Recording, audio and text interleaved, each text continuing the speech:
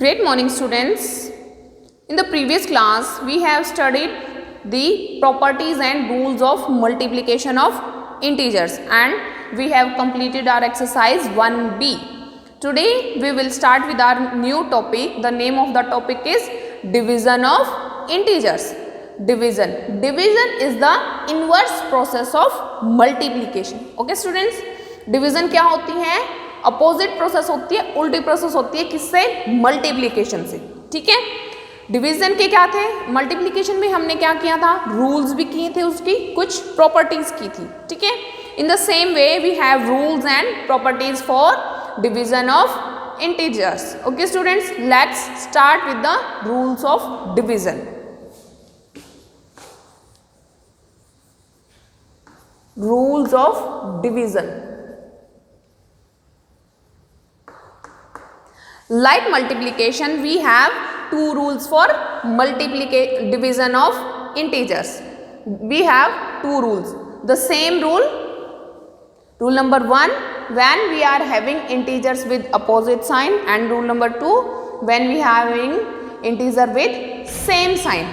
Okay students, we'll start with rule number 1.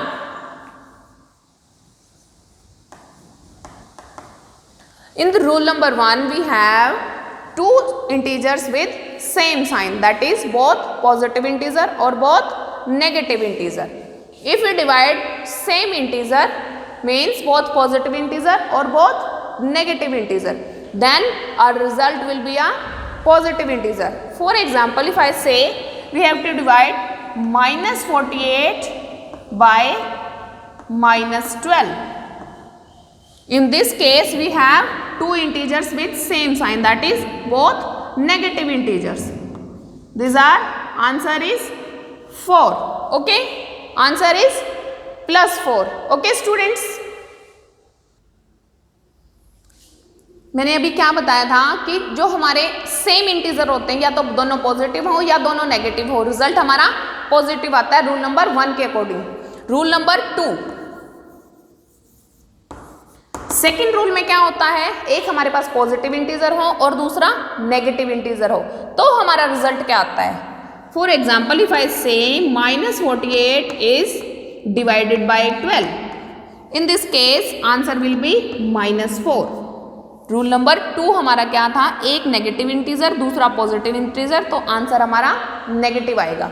और 1 में क्या था? जब सेम साइन हो तो हमारा पॉजिटिव आता है, अपोजिट साइन हो तो नेगेटिव आता है. ऐसे ही हमारा मल्टीप्लिकेशन के रूल्स थे कि अगर सेम इंटीजर मल्टीप्लाई होते या तो दोनों प्लस वाले हों या दोनों माइनस वाले हों तो रिजल्ट पॉजिटिव, और अपोजिट मल्टीप्लाई हो तो रिजल्ट नेगेटिव. मीन्स जो मल्टीप्लिकेशन और डिवीजन के रूल्स हैं वो दोनों के लिए सेम है.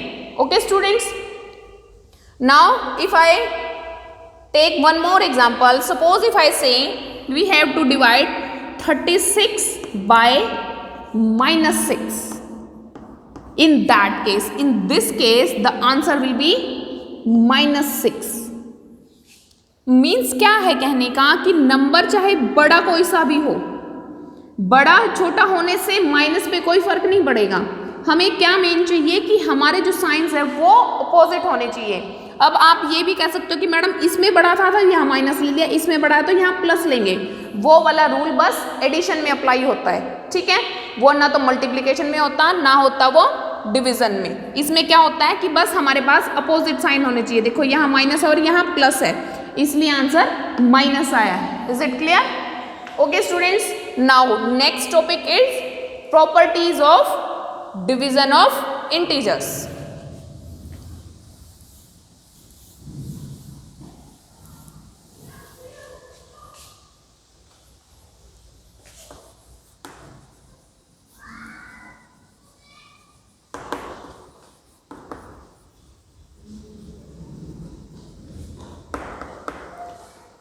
जैसे कि हमारी मल्टीप्लिकेशन की प्रॉपर्टीज थी, ऐसे ही हमारी डिवीजन की प्रॉपर्टीज हैं, पर क्या है कि इनके कोई नेम नहीं गिवन है.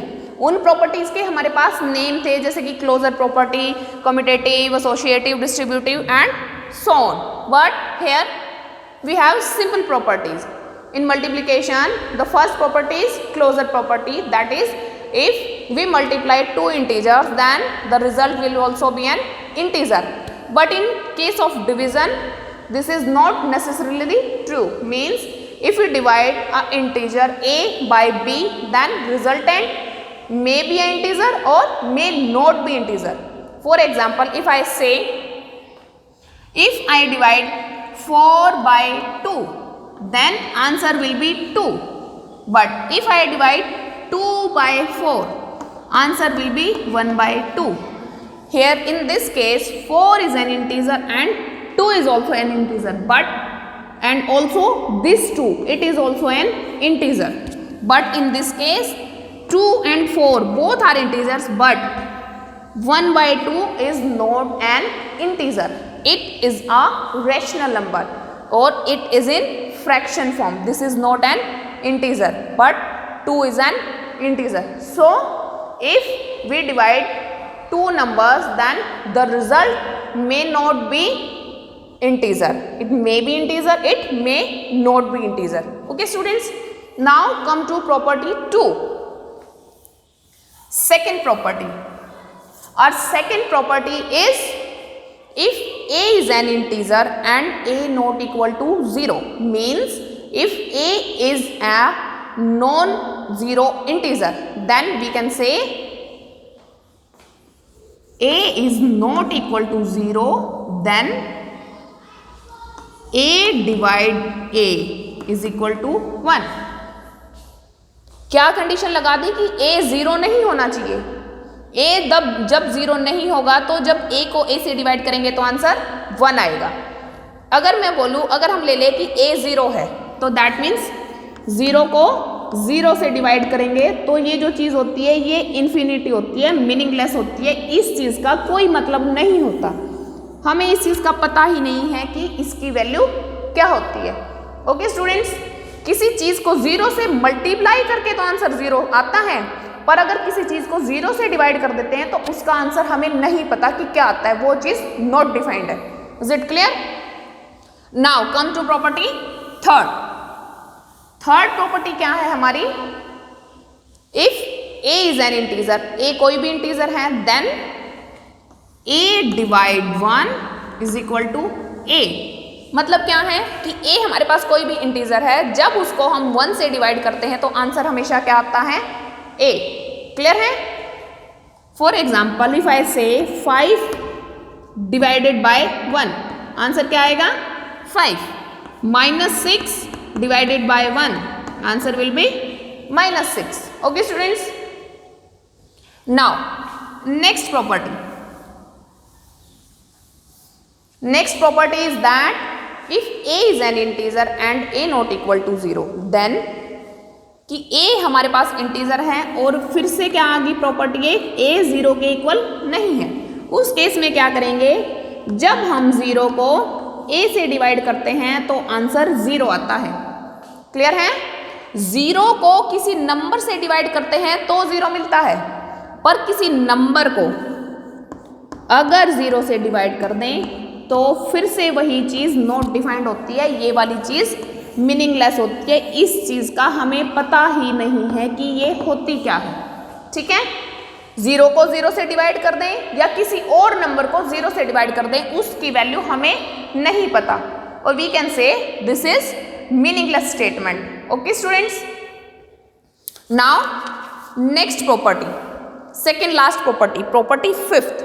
If a b c are 3 integers, ठीक है, a b c are 3 integers, then a divide b divide c is not equal to a divide b divide c unless c is equal to 1.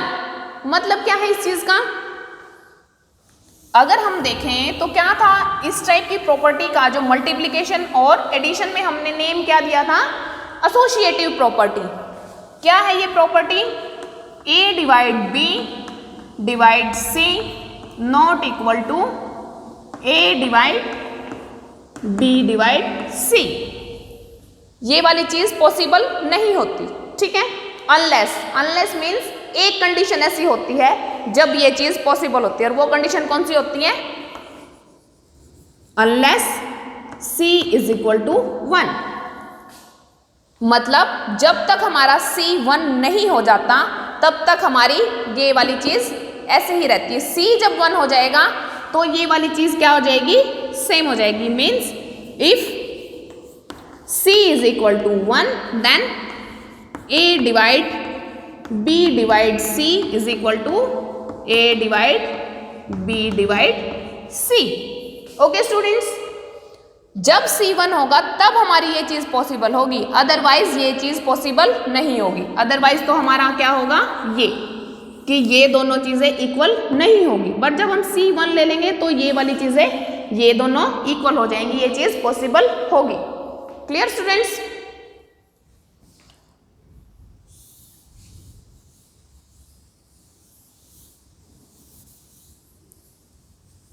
ये देखो, ये वाली चीज हम एक example से करते हैं। क्या था, A divide B divide C not equal to था A डिवाइड B डिवाइड, ऐसा था हमारे पास। ठीक है, हम एग्जाम्पल ले लेते हैं। A की वैल्यू ले ली हमने -8, B ले लिया 4 और C ले लिया -2। इस केस में पहले हम ये वाली वैल्यू इसमें पुट करते हैं, A divide B divide C। क्या करेंगे, A कितना है -8 को डिवाइड करते हैं B से 4 और फिर C को डिवाइड करते हैं -2 से। यहाँ आंसर क्या आएगा, 4 को -8 से डिवाइड करेंगे -2, अपोजिट साइन है, और -2 सेम साइन के हैं, डिवाइड करने के बाद आंसर पॉजिटिव। ठीक है, अब ये वाली साइड लेते हैं। इस वाली साइड में क्या है, A divide B divide C क्या है, -8 को डिवाइड करेंगे 4 डिवाइड -2। ठीक है, इसका आंसर आएगा ये। ठीक है, अब इसको देखते हैं डिवाइड करके। ये -8 और जब -2 को 4 से डिवाइड करते हैं, एक नेगेटिव नंबर एक पॉजिटिव नंबर है, तो रिजल्ट हमेशा क्या आएगा, नेगेटिव। यहाँ रिजल्ट आ जाएगा -2 और लास्ट में क्या आएगा, दोनों नेगेटिव हैं तो आंसर पॉजिटिव आएगा, और 8 को 2 से डिवाइड करेंगे तो 4। ये देखो स्टूडेंट्स, यहाँ आंसर 4 आ रहा है, यहाँ 1 आ रहा है। दैट मीन्स क्या है, दोनों डिफरेंट हैं, तो जो ये वाली चीज़ है वो ट्रू हो जाती है इस केस में। ठीक है, और मैंने क्या बोला था, अगर हमारी C की वैल्यू 1 आ जाए, C को हम 1 कर दें,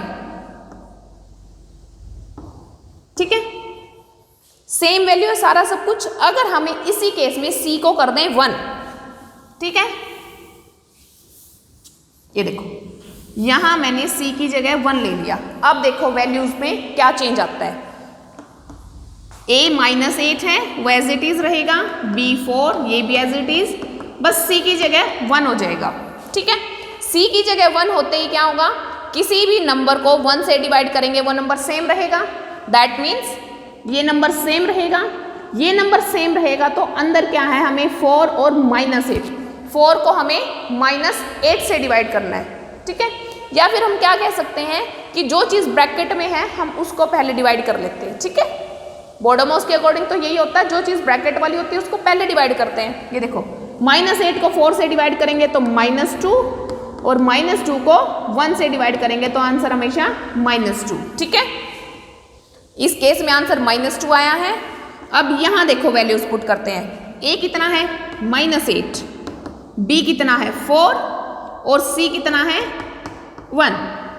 अब फिर से ब्रैकेट वाली चीज़ पहले सोल्व करेंगे, 4 को 1 से डिवाइड करेंगे, प्रॉपर्टी थी हमारी, किसी नंबर को 1 से डिवाइड करते हैं तो वही सेम नंबर हमें मिलता है, तो ये 4 आ गया, और 4 को जब -8 से डिवाइड करेंगे तो ये आ गया -2। देखो यहाँ भी -2 और ये भी -2। दैट मीन्स क्या कह सकते हैं, जब हमारा C 1 के इक्वल आ जाता है तो जो ये वाली चीज़ होती है ये इक्वल हो जाती है। ठीक है, जब C 1 के इक्वल होता है तो ये दोनों चीज़ें इक्वल हो जाती हैं, वो मैंने प्रूव करके दिखा दिया। देखो इधर भी -2 है और इधर भी -2 है। ओके स्टूडेंट्स, क्लियर है? अब हमारी लास्ट प्रॉपर्टी बची है, और वो क्या है, वो और देख लेते हैं, प्रॉपर्टी 6।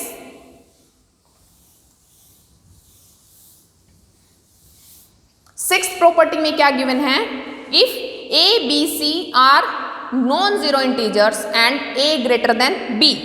ठीक है, क्या कह रहे हैं, non zero means a b c की वैल्यू जीरो नहीं होनी चाहिए। और एक और कंडीशन क्या बोल दी, ए ग्रेटर देन है बी से, ए बड़ा है बी से। उसके बाद देन में क्या आता है, फर्स्ट केस है हमारा A divide C greater than B divide C. ठीक है, फर्स्ट केस ये है हमारा A divide C greater than B divide C. If यहां भी कंडीशन लगी है सी इज पॉजिटिव। क्लियर है। एक और पार्ट है इसका, क्या है, ए डिवाइड सी लेस देन बी डिवाइड सी। यहां पॉजिटिव है तो दैट मीन्स यहां नेगेटिव आएगा, तभी तो वो उससे छोटा होगा। ठीक है, ए डिवाइड सी ग्रेटर होगा बी डिवाइड सी से, कब, जब सी पॉजिटिव है।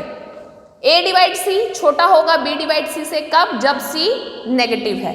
एक कंडीशन हमने शुरू में क्या ली थी, जो ए है वो क्या है, ग्रेटर है बी से।